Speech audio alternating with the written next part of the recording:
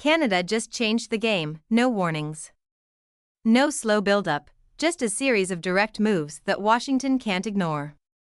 New tolls on U.S. trucks heading to Alaska.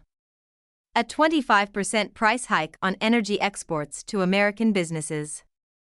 U.S. alcohol pulled from liquor store shelves in British Columbia. This isn't business as usual. Canada is making its stance clear.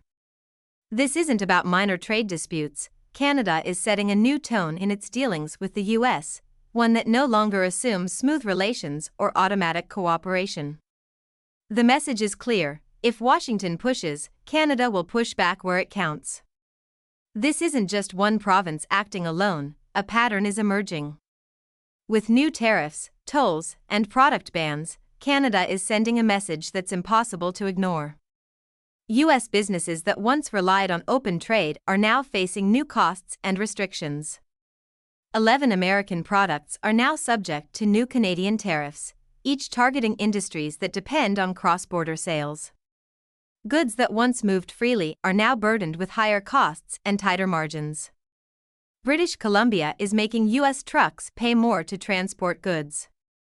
Ontario's 25% energy price increase is forcing American buyers to either absorb the cost or seek alternatives. Across Canada, U.S. liquor brands are disappearing from store shelves. Businesses that once viewed Canada as a stable market are now dealing with higher expenses, disrupted supply chains, and restricted access. One of the hardest-hit industries? Liquor. With U.S. brands being pulled from Canadian shelves, American distilleries and exporters are seeing a major revenue stream vanish. British Columbia has ordered all U.S. alcohol off its government-run shelves, and other provinces are following suit. American distilleries, wineries, and breweries are losing one of their largest foreign markets overnight. Bars, restaurants, and retailers that relied on these brands must now adapt. Canadian imports of American alcohol were worth hundreds of millions of dollars per year. Cutting off that supply means lost revenue, excess inventory, and a scramble to find new buyers. But liquor is just one piece of the puzzle.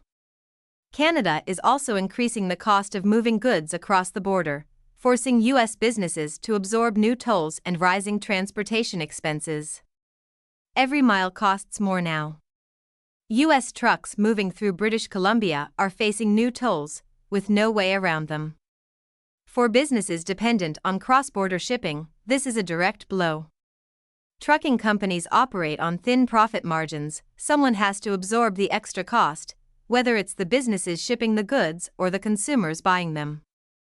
Food, raw materials, electronics, anything relying on these routes is now more expensive.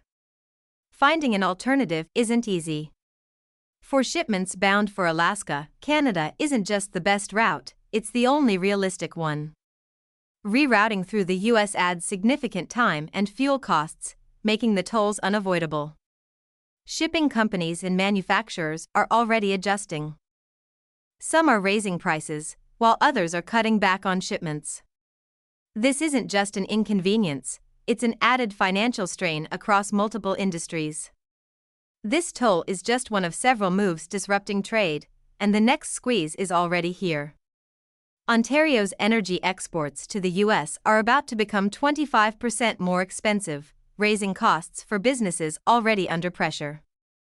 Ontario has increased electricity prices for U.S. buyers, and the effects are immediate. Factories, industries, and entire states that rely on Canadian energy now face a decision: pay more or scale back. Power flowing from Ontario into the U.S. now comes at a premium.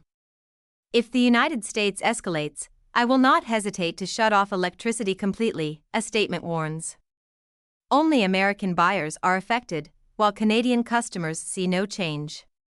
This isn't a market fluctuation, it's a policy move. Heavy industries that depend on stable energy costs, such as manufacturing, mining, and processing, are taking the hardest hit. With no quick alternatives, many will absorb the costs for now, but long-term shifts are coming. Not every U.S. state will be impacted the same way. The hardest-hit areas are red states with strong energy demands and direct trade conflicts with Canada. Midwest manufacturing states like Michigan and Minnesota rely on Ontario's electricity. With a 25% price hike, factories and businesses are seeing costs rise overnight.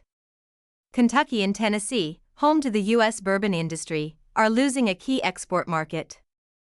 Canadian liquor stores are pulling American brands from their shelves. Last year, Canada imported over $43 million worth of Kentucky whiskey, a market that is now drying up.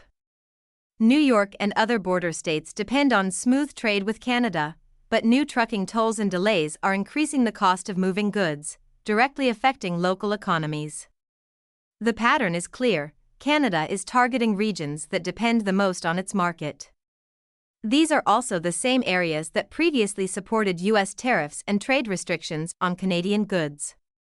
Mark Carney has made it clear: Canada is moving forward without depending on the U.S. He isn't just talking about tariffs or energy policies, he is outlining a plan to reduce Canada's reliance on the U.S. economy altogether.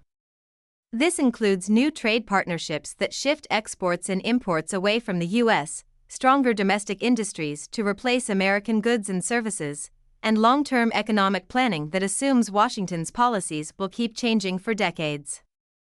For years, Canada's economy was built on deep ties with the U.S. Carney is preparing for a future where those ties are no longer reliable.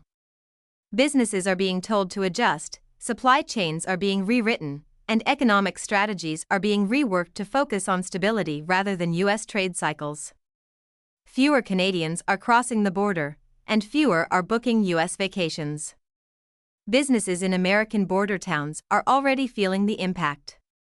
Cross-border travel has long been a key part of the economy for U.S. states near Canada, but travel numbers are dropping: fewer day trips, fewer shopping runs, and fewer Canadian dollars flowing into U.S. stores, hotels, and restaurants. Retailers in border towns that depend on Canadian customers are seeing the effects firsthand.